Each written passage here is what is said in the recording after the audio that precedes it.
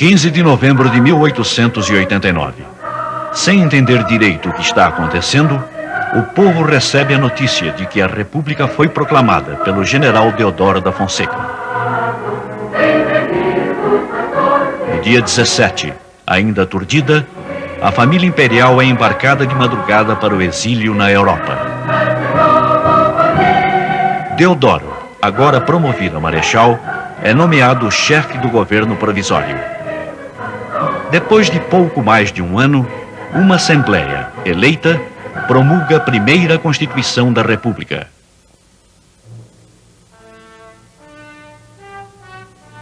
Em 1891, entram no país 215 mil imigrantes, a maioria de italianos. O presidente Marechal Deodoro renuncia e é substituído pelo vice, Marechal Floriano Peixoto. Em 1892, São Paulo inaugura festivamente o Viaduto do Chá. Chega 1893 e Floriano Peixoto enfrenta desta vez a revolta da Armada. O Rio chega a ser bombardeado pelos revoltosos. Um paulista, filho de ingleses, chamado Charles Miller, volta da Inglaterra, aonde for estudar, e introduz o futebol no Brasil. Toma posse o novo presidente da República, Prudente de Moraes, o primeiro civil eleito para o cargo. Em 1895, surge no Rio a Confeitaria Colombo, que logo se transforma em ponto de encontro da sociedade, dos artistas e dos boêmios. No Rio, Machado de Assis e outros escritores fundam a Academia Brasileira de Letras. 1897. O governo esmaga o arraial de Antônio Conselheiro em Canudos, sertão da Bahia. Morrem 8 mil sertanejos e 4 mil militares e policiais. O presidente Prudente de Moraes é vítima de um atentado, mas escapa com vida. Estamos agora em 1898. Enquanto Santos Dumont encanta Paris com seus balões dirigidos, uma nova maravilha chega ao Brasil: o cinema. Campos Salles é eleito presidente da República e vai pessoalmente a Londres renegociar com os ingleses boa parte da nossa dívida externa. O sucesso desse carnaval é O Abre Alas, de Chiquinha Gonzaga. A essa altura, o café começa a bater recordes de produção, mas enfrenta a queda dos preços no mercado internacional. 1900.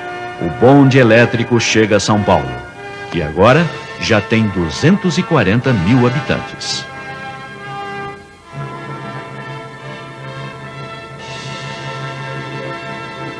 Em 1902 é eleito o novo presidente, Rodrigues Alves. Os barões do café e os grandes industriais de São Paulo começam a mudar sua residência para a Avenida Paulista, o novo endereço elegante da cidade. 1903. O automóvel começa a aparecer mais nas ruas, recebe placas oficiais de identificação e sua velocidade é limitada a 30 km por hora. O Brasil compra o Acre da Bolívia por 2 milhões de libras. Já em pleno 1904, a indústria brasileira se mecaniza, mas a jornada de trabalho ainda é cruel. 16 horas diárias, sem direito a qualquer tipo de benefícios e nem aposentadoria. Mas há outros motivos para a vergonha do país. O inocente machixe é considerado uma dança obscena.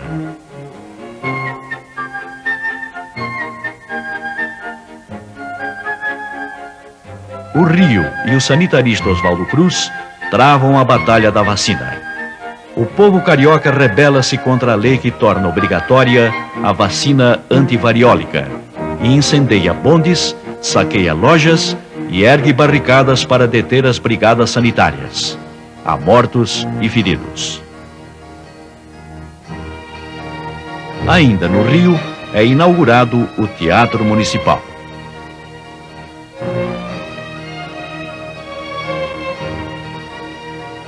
Mas é em 1905 que se dá um acontecimento verdadeiramente nacional.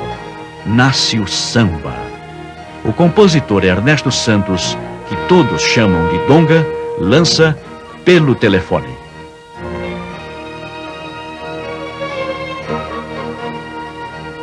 Em 1906, Afonso Pena é o novo presidente da República. Enquanto isso, em Paris, Santos Dumont decola com o 14 bis do campo de Bagatelle. O prefeito Pereira Passos começa a renovar a capital federal. Rui Barbosa brilha na Europa e mostra na Corte Internacional de Haia todo o seu talento de jurista. E vem 1907, também uma grande época para as salas de cinema. Só no Rio são inauguradas 19.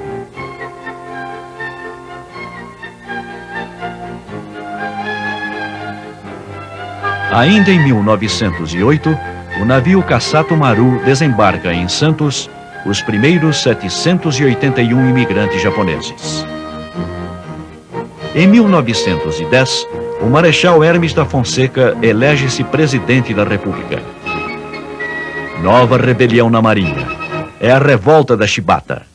Os marinheiros rebelados querem o fim dos castigos corporais, previstos em regulamento, como a chibata e a palmatória. Os marinheiros são atendidos e a revolta termina. 1912. Começa a funcionar a via férrea Madeira-Mamoré, apelidada de a Estrada da Morte, pois seu preço foi pago em vidas humanas. Morreram mais de 30 mil operários que trabalharam na sua construção. O Contestado, terra de ninguém situada entre Santa Catarina e Paraná, que disputam sua posse, torna-se uma das regiões mais violentas do país. Estoura a Primeira Guerra Mundial. Estrangeiros residentes no Brasil alistam-se e vão à luta.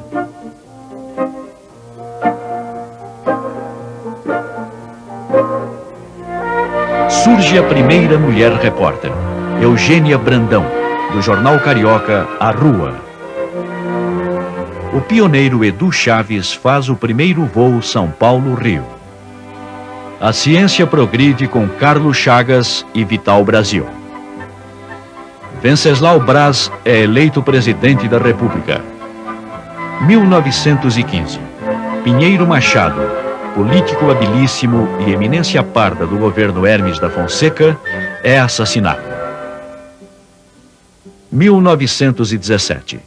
Quase no fim da guerra, o Brasil decide entrar no conflito contra o inimigo comum, a Alemanha. Enquanto isso, a pintora Anita Malfatti revoluciona São Paulo com seus quadros modernos. Em 1918, Rodrigues Alves mais uma vez elege-se presidente da República. 1918 é também o ano da gripe espanhola. Morrem dezenas de milhares de pessoas, e entre elas, o presidente eleito, Rodrigues Alves, que não chega a tomar posse. Indiferente a tudo, a ditadura da moda de Paris ordena que as saias encurtem, e as mulheres obedecem cegamente. 1919. Epitácio Pessoa é eleito novo presidente do Brasil. A poesia entra em alta. Surgem Manuel Bandeira e Cecília Meirelles. A industrialização avança no país. É 1921. O escritor Monteiro Lobato descobre o público infantil e cria Lúcia, a menina do narizinho arrebitado. O carro Ford Bigode passa a ser montado no Brasil. Chega 1922. A polêmica Semana de Arte Moderna agita São Paulo, muda os rumos da arte brasileira e traz à tona os grandes talentos de Mário de Andrade, Tarsila do Amaral, Heitor Villa-Lobos, Di Cavalcanti e outros. No ano das festas do centenário da independência, as mulheres lutam pela sua. É o que faz, por exemplo, Anésia Machado.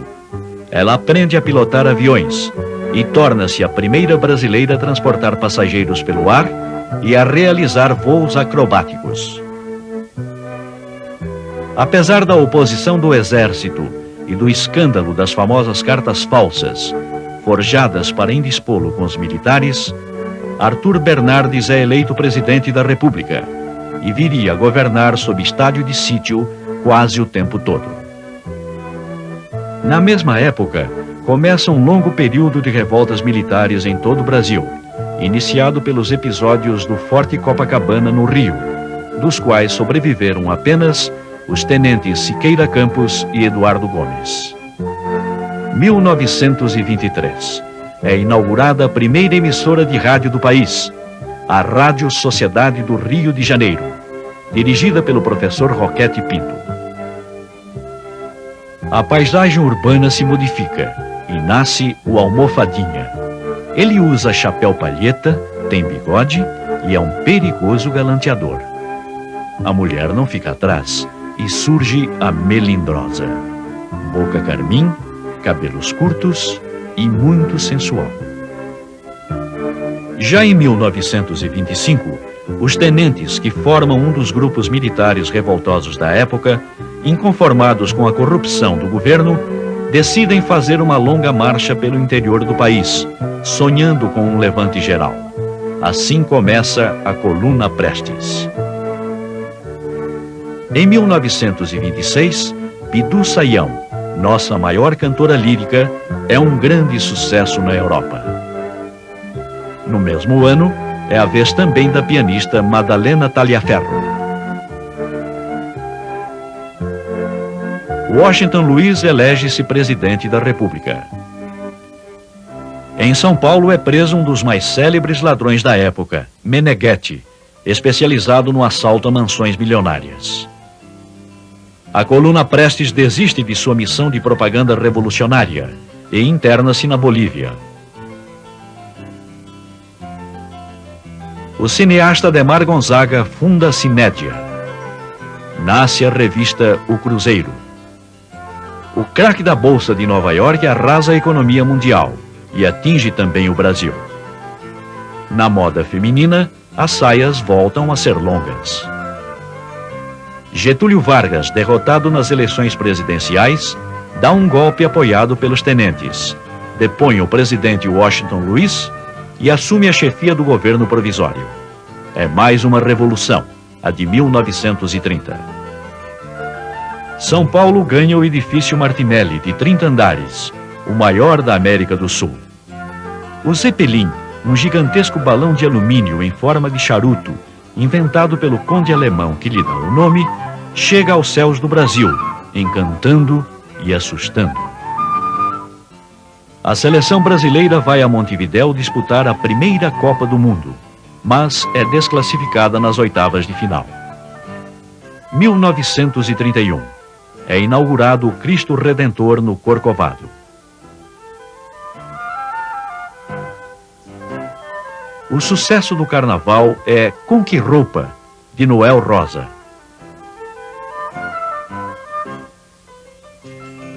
O café perde mercado no exterior e o governo manda queimar milhões de sacas excedentes para sustentar os preços. Sem dinheiro para pagar a dívida externa, o Brasil aplica um monumental calote nos credores. O rádio passa a transmitir propaganda comercial. Nova lei eleitoral. O voto agora é secreto e as mulheres já podem votar.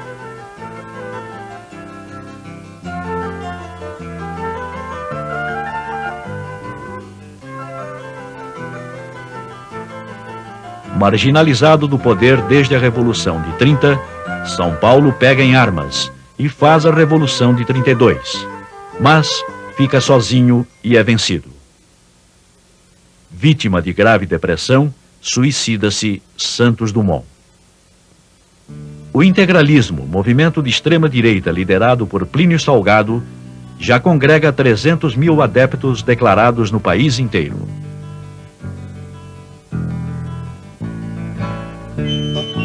Chega 1933 e é eleita a nova Assembleia Nacional Constituinte. As mulheres votam e são votadas. A médica Carlota de Queiroz é eleita a primeira deputada do Brasil. Nasce o Rei Momo. Criado pelos redatores do jornal carioca à noite, ele é inicialmente apenas uma figura de papelão colorido e tem coroa de lata. Carmen Miranda, a pequena notável, torna-se uma grande estrela da música popular.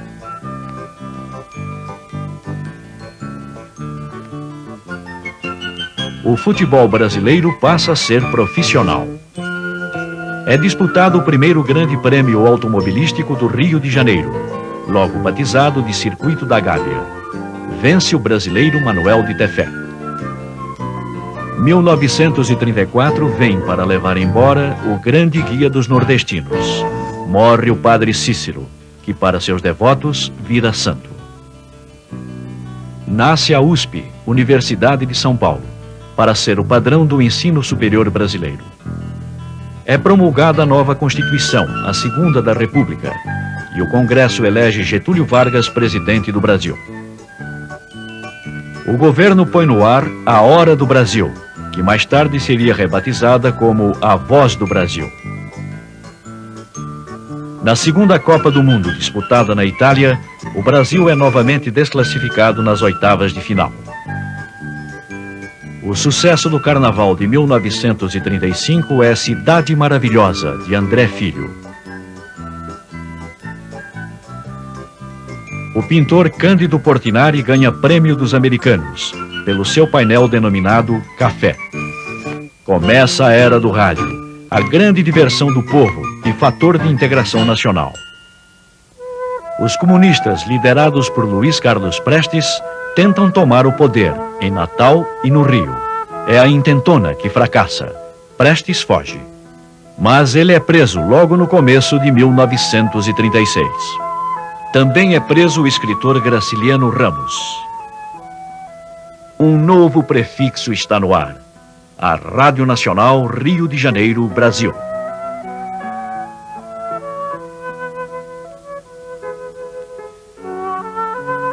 Berta Lutz, a maior líder feminista brasileira, é eleita deputada. Domingos da Guia é o primeiro milionário do nosso futebol. Ele volta do Uruguai e da Argentina com a fortuna de 150 contos de réis. Em 1937, Prestes é condenado a 16 anos de prisão. Alegando instabilidade política no país, Getúlio Vargas dá mais um golpe e instala a ditadura do Estado Novo. É imposta uma nova Constituição, a terceira do regime republicano. Em 1938, São Paulo tem um novo prefeito, Prestes Maia, e começa a ganhar cara nova. O sucesso do carnaval é Camisa Listada, de Assis Valente. O Brasil para ouvir pelo rádio jogos da seleção brasileira na terceira Copa do Mundo, na França. O Brasil fica em terceiro lugar, e Leônidas da Silva é o novo rei do futebol. Lampião, o rei dos cangaceiros, é morto pela polícia em Angico, no sertão de Sergipe.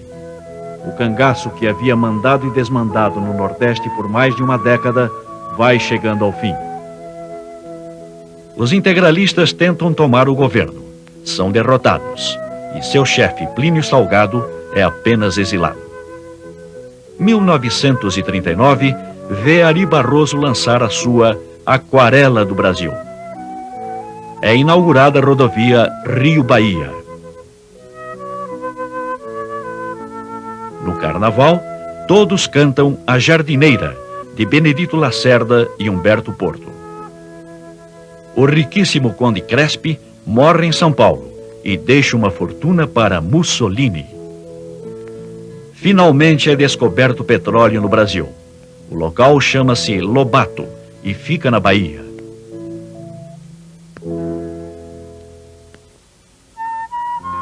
Começa a Segunda Guerra Mundial. Inglaterra, França e outros aliados lutam contra os nazistas alemães de Hitler e os italianos fascistas de Mussolini. O governo cria o salário mínimo. Para calar completamente a voz da oposição, Getúlio manda ocupar o jornal O Estado de São Paulo e encampa no Rio todo o grupo do jornal à noite, incluindo a Rádio Nacional, então o mais poderoso veículo de comunicação do país. Em São Paulo são inaugurados o Estádio Municipal do Pacaembu e o Autódromo de Interlagos. Em 1941, o governo constrói a usina siderúrgica de Volta Redonda. Os americanos emprestam dinheiro e os brasileiros emprestam espaço em Natal, Belém e no Recife para bases militares dos Estados Unidos. No Rio, funda-se a cinematográfica Atlântida. Surge o Repórter Esso na Nacional do Rio e Record de São Paulo.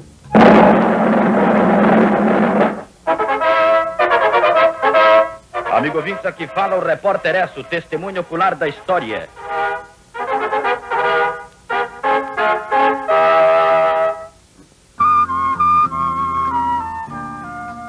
Walt Disney lança Alô Amigos, apresentando Zé Carioca e aproveitando entre os temas musicais a Aquarela do Brasil, de Ari Barroso.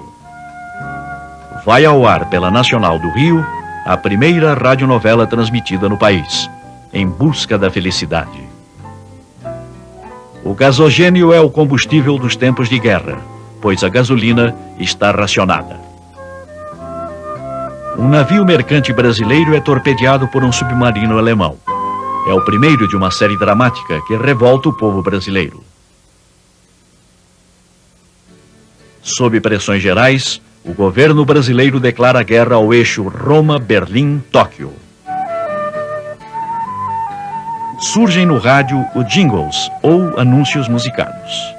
Pílulas de vida do Dr. Rock fazem bem ao fígado de todos nós. Ano novo, dinheiro novo. Em 1943, morre o Mil-Réis e nasce o Cruzeiro. É criada a FEB, Força Expedicionária Brasileira. E assim, preparamo-nos para ir à guerra.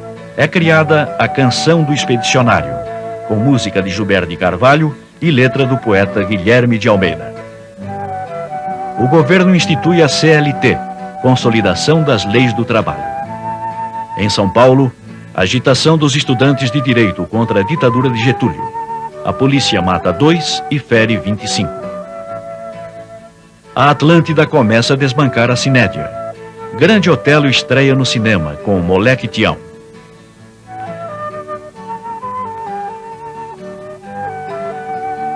Agora, vivemos 1944. A FEB entra em combate na Itália e conquista várias cidades. Começa a Era da Chanchada no cinema brasileiro. A FEB toma Monte Castelo. Finalmente, em 1945, a guerra acaba e nossos pracinhas voltam para casa. Os ventos da liberdade conquistada na guerra sopram no Brasil. Ressurgem os partidos políticos. Getúlio concorda em marcar eleições e em promulgar a anistia.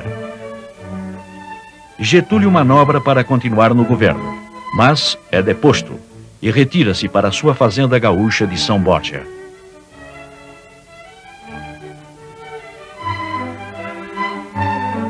O general Eurico Gaspar Dutra, ministro da Guerra de Vargas e um dos seus depositores, é eleito pelo povo para a presidência da República.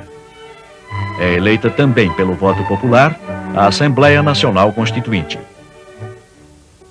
Em 1946, Dutra proíbe o jogo e determina o fechamento dos cassinos.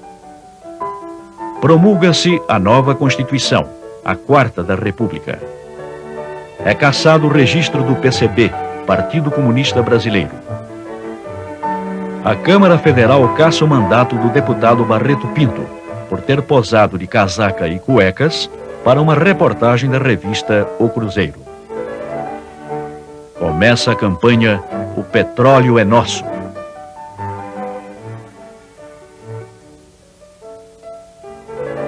O brasileiro Oswaldo Aranha preside a Assembleia Geral da ONU, que aprova a divisão da Palestina e cria o Estado de Israel. É inaugurado o MASP, Museu de Arte de São Paulo, por iniciativa do jornalista Assis Chateaubriand e com direção do professor Pietro Bardi. No Carnaval de 1948, canta-se "É com esse que eu vou" e "Falta um zero no meu ordenado". Em São Paulo, o empresário Franco Zampari funda o TBC, Teatro Brasileiro de Comédia, uma companhia de atores fixos e de alto nível. Enquanto isso, o jovem cientista César Lattes descobre o meson, uma das partículas elementares do núcleo do átomo. Em São Paulo, é inaugurado o Museu de Arte Moderna. Franco Zampari e Titilo Matarazzo fundam também em São Paulo a cinematográfica Vera Cruz, nos moldes dos estúdios de Hollywood. Enquanto isso, no Rio, são fechados os estúdios da Cinédia. Victor Chivita funda a Editora Abril. Sua primeira publicação, O Pato Donald, torna-se um grande sucesso. A aviadora Ada Rogato atravessa os Andes em voo solitário. Enquanto isso, Luiz Gonzaga agita o Brasil com o ritmo do baião. É inaugurado no Rio o Maracanã, o maior estádio do mundo. É lá que o Brasil perde no último jogo a 4ª Copa do Mundo. O campeão, o Uruguai, sai de campo levando a taça Gilles Rimet, enquanto 200.000 pessoas no estádio e milhões pelo país afora choram emocionadas. Getúlio Vargas é eleito presidente da República e volta ao centro do poder.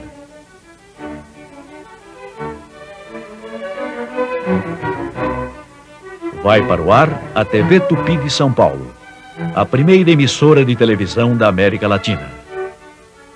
O grande sucesso da música popular em 1951, cantado por Francisco Alves, é um verdadeiro hino à volta de Getúlio.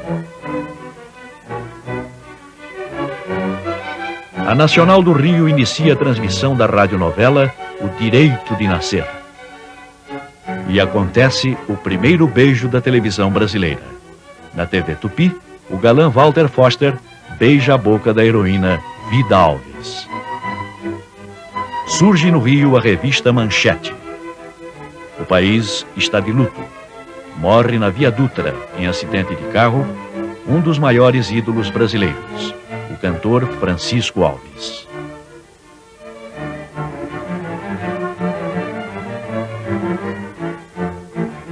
E depois de 6 anos de discussão, finalmente é criada a Petrobras.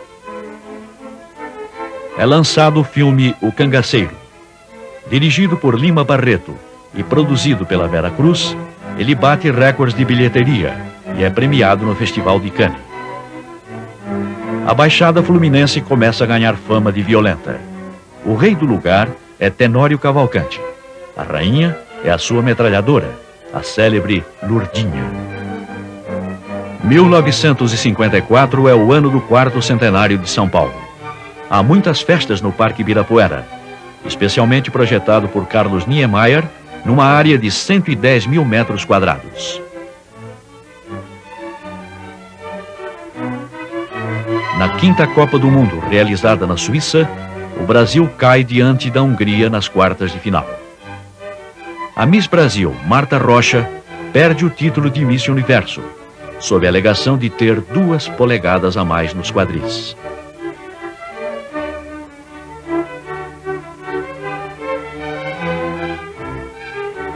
Impedido de votar, estou no dever de depor, não como acusado.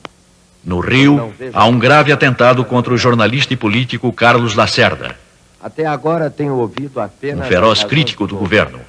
Lacerda fica ferido, mas seu acompanhante, o major da aeronáutica Rubens Vaz, é morto.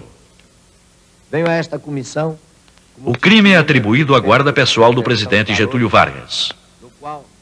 Sofrendo grande pressão política, Getúlio recusa-se a renunciar ou a permitir um inquérito no palácio. Por fim, suicida-se, causando grande comoção nacional. O vice Café Filho assume a presidência.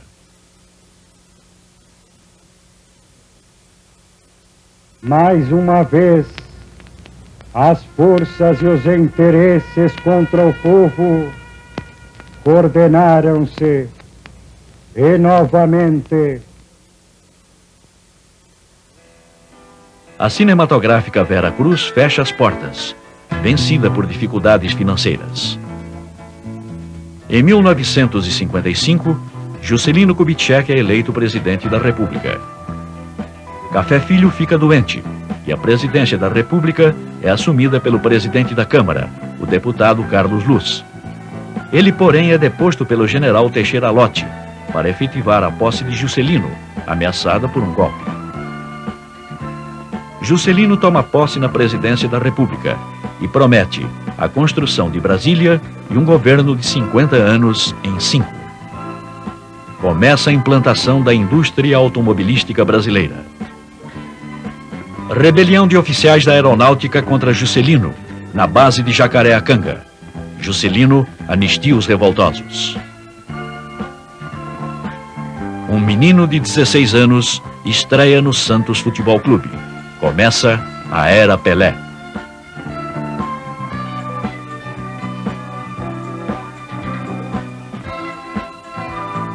Em 1957, começa a construção de Brasília, com projeto de Niemeyer e Lúcio Costa.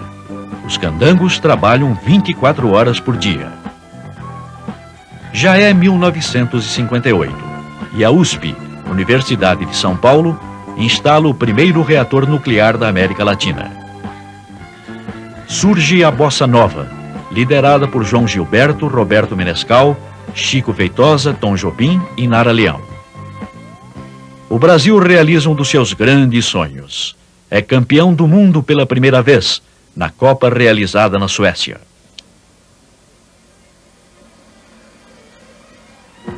Pleno 1959, novo levante da aeronáutica contra Juscelino.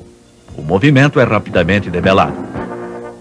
Entra em cena a tenista Maria Esther Bueno e começa um longo reinado em Wimbledon e outras quadras do mundo.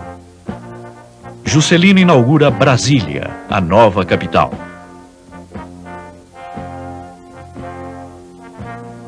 Jânio Quadros é eleito presidente, com 6 milhões de votos, um recorde absoluto para a época.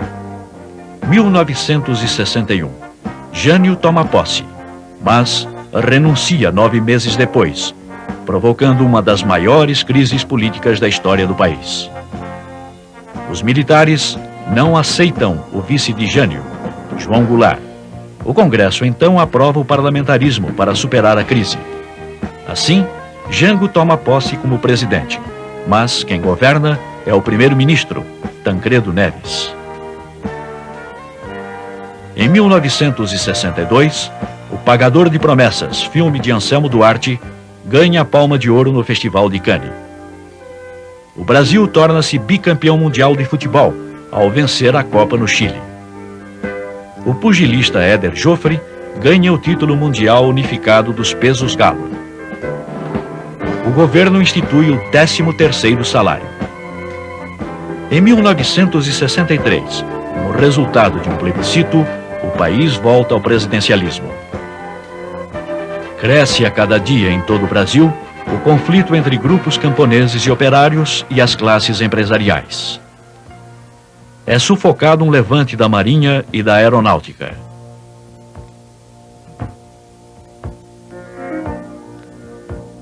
Os estudantes vão às ruas para reivindicar reformas na vida brasileira. É lançado o filme de Glauber Rocha, Deus e o Diabo na Terra do Sol. Em comício na Central do Brasil, Jango defende mudanças radicais. A polarização direita-esquerda atinge o seu auge. Realizam-se manifestações populares contra o governo Goulart. A maior delas é a Marcha da Família com Deus pela Liberdade, no Rio e em São Paulo. Por fim, denunciando o crescente domínio das esquerdas sobre o governo, a 31 de março as Forças Armadas destituem o presidente Jango Goulart, que se refugia no Uruguai. O general Castelo Branco assume a presidência da República, caça os direitos políticos por 10 anos de 337 pessoas inclusive os ex-presidentes Juscelino, Jânio e Jango, e altera os rumos da política econômica.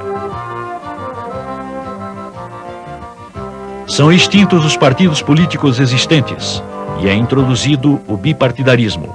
Aparecem a Arena e o MDB. A censura proíbe a encenação de inúmeras peças teatrais.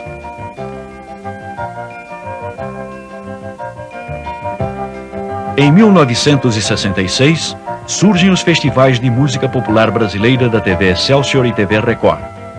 As primeiras grandes premiadas são Arrastão, de Vinícius e Edu Lobo, A Banda, de Chico Buarque e Disparada, de Geraldo Vandré. Sob a influência dos Beatles, nasce a Jovem Guarda, consagrando o gênero Iê Iê Iê. O seu maior ídolo é Roberto Carlos.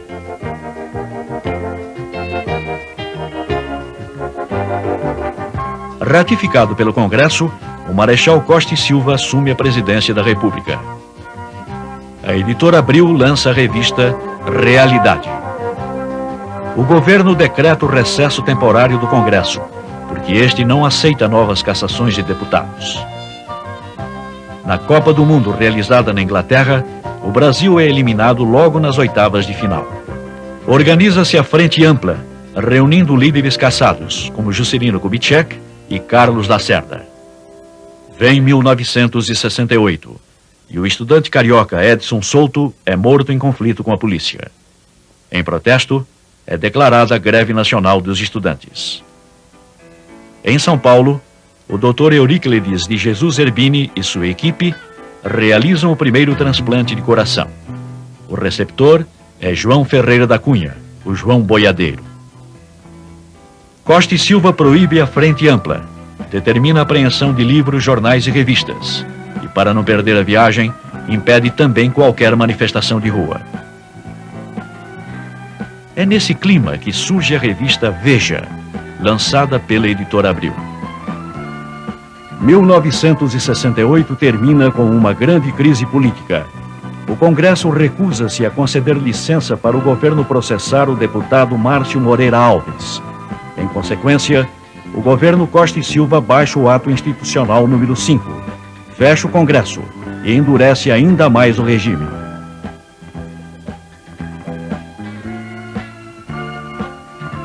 Organizam-se grupos clandestinos armados.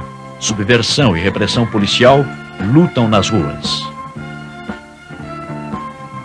Na capital paulista, o CCC, Comando de Caça aos Comunistas, depreda o teatro que apresentava a peça Roda Viva, de Chico Buarque. 1969. Vítima de trombose, Costa e Silva deixa a presidência. O vice, o civil Pedro Aleixo, é impedido de assumir. Em seu lugar, entra uma junta militar. Aumenta a onda de subversão, com o sequestro do embaixador americano, afinal trocado por 15 presos políticos. Morre Costa e Silva. O Congresso ratifica a indicação do general Médici para a presidência da República. Em São Paulo, a polícia descobre e mata o líder guerrilheiro Carlos Marighella. Estamos em 1970. Mário Alves, líder do PCdoB, é torturado e morto na prisão. O Brasil torna-se tricampeão do mundo ao vencer a Copa realizada no México e conquistando definitivamente a Taça Gilles Rimet.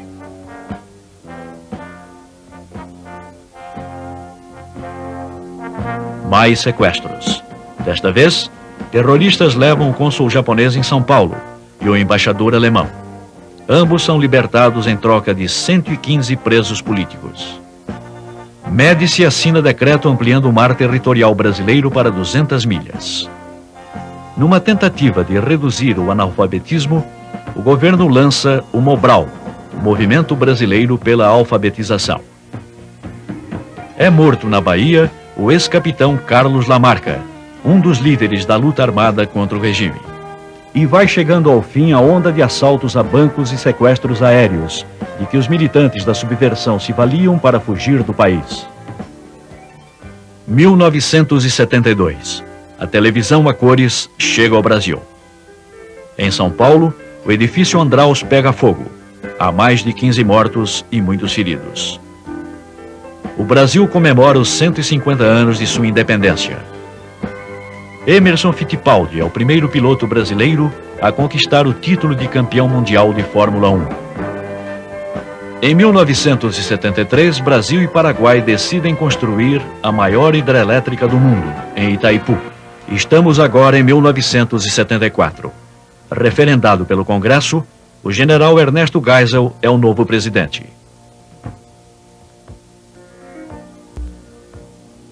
O ministro da Justiça, Armando Falcão, proíbe a apresentação do balé Bolshoi da União Soviética. Novo incêndio em São Paulo. Agora é a vez do edifício Joelma. São mais de 180 mortos e inúmeros feridos. Na Copa do Mundo realizada na Alemanha Ocidental, o Brasil fica em quarto lugar. Em 1975, surge o Proálcool, o programa do álcool combustível. Vladimir Herzog, jornalista e professor, é torturado e morto no DOI-CODE em São Paulo. O operário Manuel Fiel Filho é também torturado e morto. Em consequência das mortes de Fiel e Herzog, Geisel decide afastar o comandante do 2º Exército, Edinardo Dávila Melo.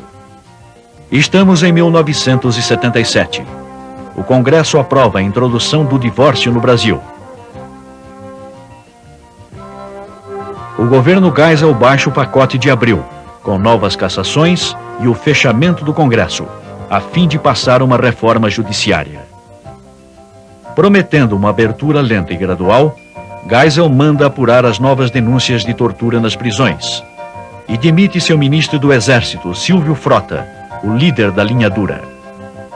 O Congresso confirma o general João Batista Figueiredo como novo presidente da República. Na Copa do Mundo realizada na Argentina, a seleção brasileira fica em terceiro lugar, mas volta invicta. Figueiredo sanciona a lei da anistia. O Congresso aprova a reforma partidária, que extingue a Arena e o MDB e permite a criação de novos partidos. A onda é da cantora Rita Lee, que faz grande sucesso. Entram em greve 330 mil metalúrgicos do ABC. O Papa João Paulo II visita o Brasil. 1981. Explode uma bomba no Rio Centro nas mãos de 2 militares, tudo indicando que pretendiam praticar um atentado. O episódio abre uma crise no governo. Um inquérito realizado pelo Exército termina inocentando os 2 militares do Rio Centro, e o general Golberídio Couto e Silva renuncia ao seu cargo de chefe do Gabinete Civil da Presidência.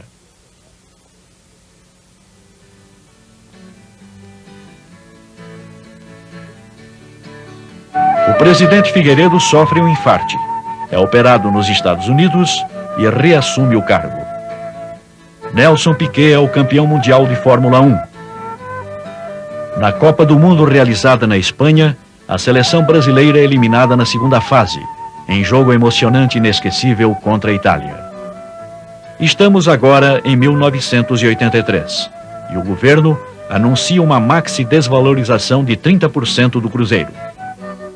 1984. Entre janeiro e abril, milhões de brasileiros vão às ruas em comícios gigantescos, exigindo diretas já. Apesar dos panelaços de protesto popular, o Congresso, dominado pelo governo, derrota a emenda Dante de Oliveira, que restabelecia as eleições diretas para a presidência da República. Janeiro de 1985. Por 480 votos a 180, Tancredo Neves é eleito pelo Congresso, mas adoece na véspera da posse. Assume o vice José Sarney. Acabou a ditadura militar. –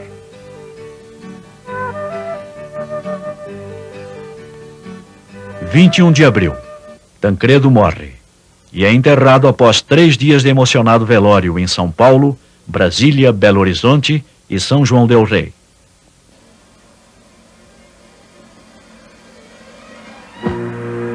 O país inteiro chora a morte do líder que havia projetado uma nova república para o Brasil.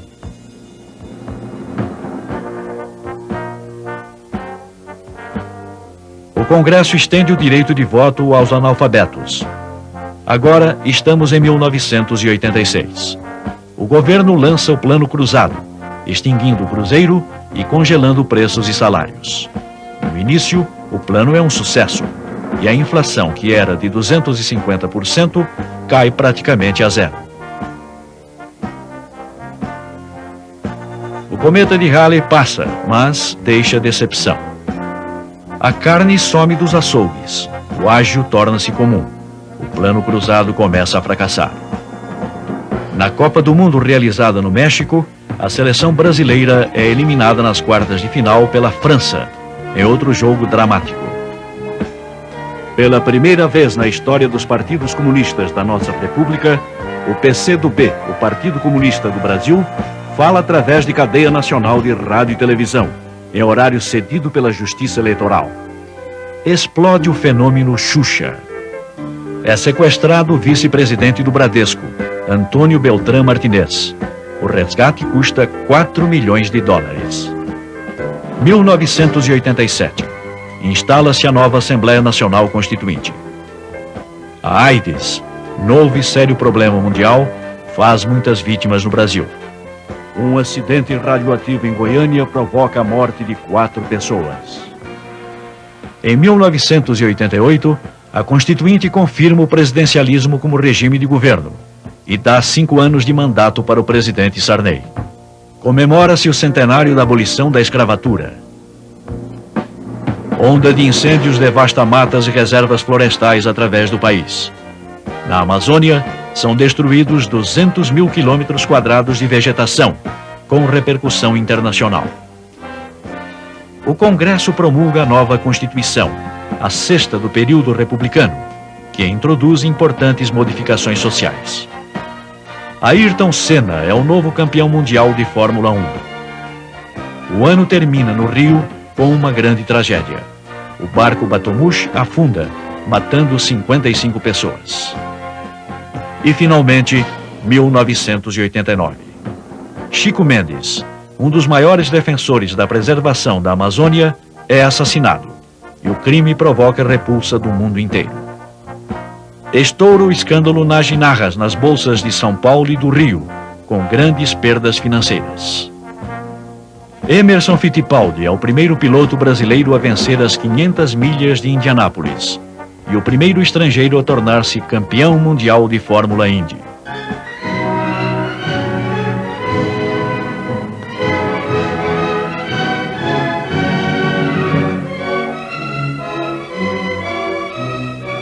15 de novembro de 1989. Desta vez, entendendo muito bem o que está acontecendo, o povo brasileiro, liberto da ditadura, finalmente vai às urnas. E depois de 29 anos, começa a escolher o seu novo presidente, na mais bela comemoração dos 100 anos de República.